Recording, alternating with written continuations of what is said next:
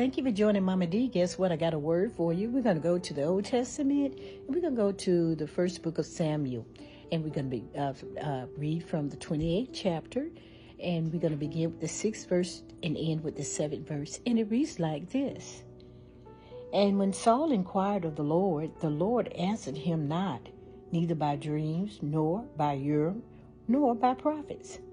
Then said Saul unto his servants, Seek me a woman that hath a familiar spirit, that I may go to her and inquire of her.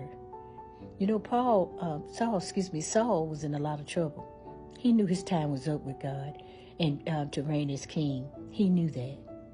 And because of his disobedience, God would not answer his prayers. Because guess what? Saul wasn't going to do what he was going to do, what he told him to do anyway. So God knew his heart. But Saul, in a time of desperation, because he didn't hear from God, and he had prayed and he couldn't get an answer from God, he went back to what God had forbidden Israel to do and to practice, and that was the occult, black magic, witchcraft, and today we call it mediums. He sought after a medium. He sought after someone that practiced black magic to get an answer, to seek after an answer, instead of just repenting of his sin. He sought black magic. He already knew what the answer was, but he wanted the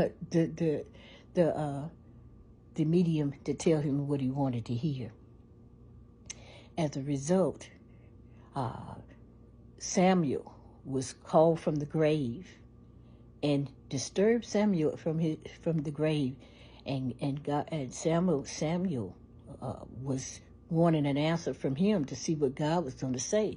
Samuel said, "What you calling me for? If you God hadn't heard from you, what you seeking me for? I don't have the answer." In other words, but you know what? The medium, the witch. She was really shocked, and she cried out when she saw Samuel, because she knew this was not an evil spirit that she had been practicing with, but she knew that it was a power that was higher than her that she never seen before. She knew that Samuel was a righteous man. As a result, he allowed the one that rose Samuel from his spirit out. And he's the one that gave Saul, his fate. You know what? This lesson is just for us to know that when we get into desperate times, when we get